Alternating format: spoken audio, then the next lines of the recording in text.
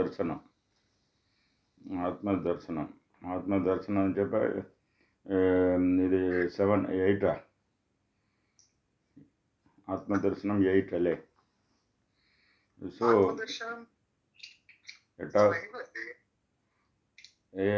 Day 8 8ാമത് സ്റ്റെപ്പാണ്. അപ്പം ആത്മദർശനം എങ്ങനെയാണെന്ന് വെച്ചാൽ ആ ബുക്കിൽ പറയുന്നത് നീയും നിൻ செயல் ഒன்று ഇൻറ്റി നിറ്റല് ആത്മദർശനം. അതായത് എല്ലാം നമ്മൾ ചെയ്യുന്നതല്ല, എല്ലാം ശിവൻ്റെ ചെയ്യലാണ്. എന്തെന്ന് അത് തമിഴിൽ പറയും, എല്ലാം അവൻ ചെയ്യൽ, എല്ലാം നിൻ്റെ കളിയാണ്, എൻ്റേതായിട്ട് ഒന്നുമില്ല, എന്തത് അങ്ങനെയെന്നുള്ള ഒരു സ്റ്റേജാണ് ആത്മദർശനം. എല്ലാം നിൻ്റെ അങ്ങനെയെന്ന് പറയുമ്പോൾ വെച്ചാൽ കർമ്മത്തിൽ നിന്ന് വിടുപെട്ട് നിൽക്കുന്ന ഒരു സ്റ്റേജ്. അപ്പോൾ നമ്മുടെ ഇൻട്രസ്റ്റ് പടി ഓരോരുത്തരുടെ ആണവത്തെ പയൻപടുത്തി മായയിൽ മിക്സായി വന്നാൽ കർമ്മം. ഇപ്പം ഇവൻ മായയിൽ നിന്ന് വിടുപെട്ടല്ലോ, മായയിൽ നിന്ന് വിടുപെട്ടു, അഹങ്കാരത്തിൽ നിന്ന് വിടുപെട്ടു. അഹങ്കാരവും മായയും ചേർന്നല്ലേ കർമ്മം. കർമ്മ മീൻസ് ആക്ഷൻ. ഇപ്പം ഇവ എന്തെന്ന് ആക്ഷനിൽ നിന്ന് വിടുപെട്ട് എല്ലാം. അപ്പോൾ നടക്കുന്നതെല്ലാം ശിവൻ്റെ ചെയ്യൽ എന്ന് പറഞ്ഞ്, അതായത് തേർഡ് പേഴ്സൺ ഒബ്ജക്റ്റീവിൽ നിൽക്കും. ഇവ ഈടുപെടില്ല. എന്തോന്ന് ആക്ഷനിൽ he will be a silent spectator. എന്തോന്ന് silent spectator. He will witness all actions. He will witness what is going around him. അവൻ്റെ ചുറ്റി എന്തൊക്കെ നടക്കുന്നത് അങ്ങനെ നോക്കി അങ്ങനെ ഇരിക്കും. എന്തോന്നും അങ്ങനെ നോക്കിയിരിക്കും. അപ്പോൾ മറ്റോ അങ്ങനെ പോകുന്നു, അതുകൊണ്ട് അത് കഷ്ടപ്പെടുന്നു, ഇവൻ ഇങ്ങനെ ചെയ്യുന്നു, അതുകൊണ്ട് സന്തോഷപ്പെടുന്നുണ്ട്. അവരവർ തന്നെ അവരുടെ ഓൺ ശില്പികൾ. They carve their own image. അപ്പോൾ എന്തെന്ന് വെച്ചാൽ ഇതാണെന്ന് പറഞ്ഞ് കർമ്മത്തിൽ നിന്ന് വിടുപെട്ട് നിൽക്കും. ആത്മദർശനം അപ്പോഴാണ് നിങ്ങൾക്ക് സ്വയം പ്രകാശമായിട്ട് നിങ്ങൾക്ക് കാണാൻ പറ്റും. ആത്മാവെന്ന് സ്വയം പ്രകാശമാണ് എന്നുള്ളത് കാണാൻ പറ്റും. പക്ഷേ ഇത് നിങ്ങൾക്ക് എന്തെന്ന് വെച്ചാൽ നിങ്ങൾക്ക് വേറെ എന്താണെന്ന് വെച്ചാൽ ആത്മാവിൻ്റെ രൂപം യോഗയിൽ കാണാനും പറ്റും. യോഗയിൽ ഈ അളവ് ഒരു ജ്യോതി നിങ്ങളുടെ ഹാർട്ട് അനാഹത ചക്രത്തിൽ നിങ്ങൾക്ക് ദർശനം ചെയ്യാൻ പറ്റും. ഒന്ന്. രണ്ടാമത് അത് കിട്ടും. രണ്ടാമത് എന്ന് വെച്ചാൽ തിരുമൂലർ പറയുന്ന ആത്മാവിൻ്റെ സൈസ് എത്രയാണെന്ന് വെച്ചാൽ ഒരു പശുവിൻ്റെ മുടിയെ 1,00,000 ഡിവൈഡ് ചെയ്താൽ എത്ര മൈന്യൂട്ടാകും, അത്ര മൈന്യൂട്ടായിട്ട് ഒരു ലൈറ്റായിട്ടാണ് ആത്മാ. ശിവൻ വന്ന് കോടി സൂര്യപ്രകാശം. എന്തോന്ന് ശിവൻ കോടി സൂര്യൻ ഒന്നാ ചേർത്തിട്ടുള്ള പ്രകാശം. ആത്മാവും അതേ പ്രകാശം എന്ന് വെച്ചാൽ മൈന്യൂട്ടസ്റ്റ് ഓഫ് ദി മൈന്യൂട്ടസ്റ്റ്. എന്തോന്ന് മൈന്യൂട്ടസ്റ്റ്. അങ്ങനെ ശിവമാണെങ്കിൽ ഹയർ ദാൻ ദി ഹയസ്റ്റ്. ഇത് മൈന്യൂട്ടസ്റ്റ് ഓഫ് ദി മൈന്യൂട്ടസ്റ്റാണ് ആത്മാ സൈസ്. ആ ദർശനവും കിട്ടും. അങ്ങനെ വരുമ്പോൾ ഇങ്ങേര് അഹങ്കാരം ഈ രണ്ടേയും വിടുപെട്ട് ഇങ്ങേര് കർമ്മത്തിൽ നിന്ന് വിടുപെടും. കാരണം വെച്ചാൽ മുക്തി കിട്ടണമെങ്കിൽ കർമ്മത്തിൽ ഇത് വിടുപെടണം.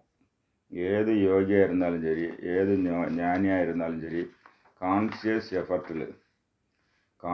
എഫർട്ടിൽ വന്ന് അവർ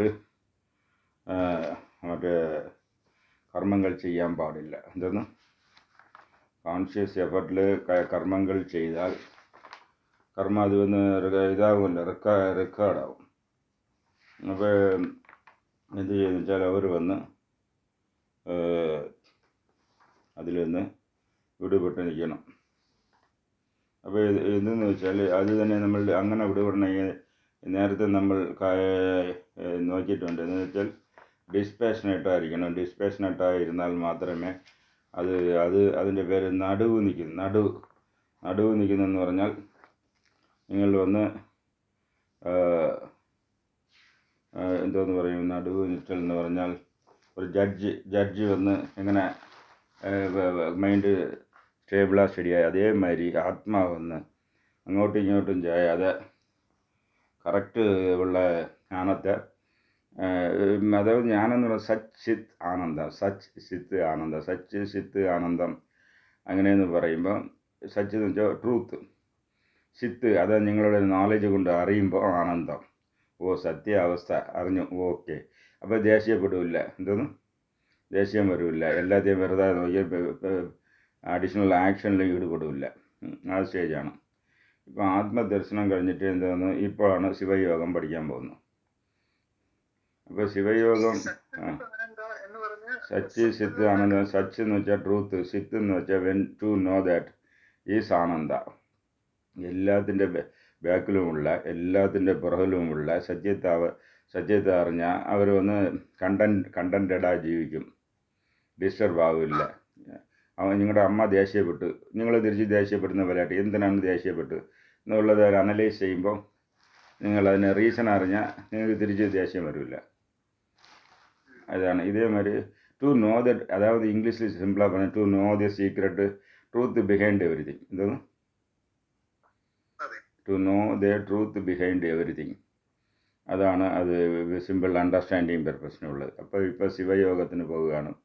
അപ്പോൾ ശിവയോഗ ഇപ്പോഴാണ് ഹീസ് എലിജിബിൾ ഫോർ അറ്റൻഡിങ് ശിവയോഗ. ഇപ്പോൾ മനസ്സിലായ ശിവയോഗ പഠിക്കാൻ കൂട്ടാൻ എന്തുകൊണ്ട് കുറവായിരിക്കുന്നു വെച്ചാൽ ഫിൽട്ടറായി വന്നവർക്ക് പഠിക്കാൻ പോകും.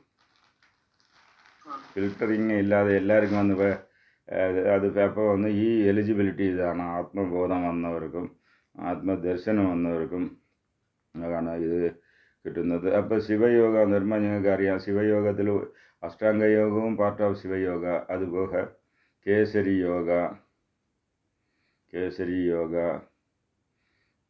വാസി യോഗ,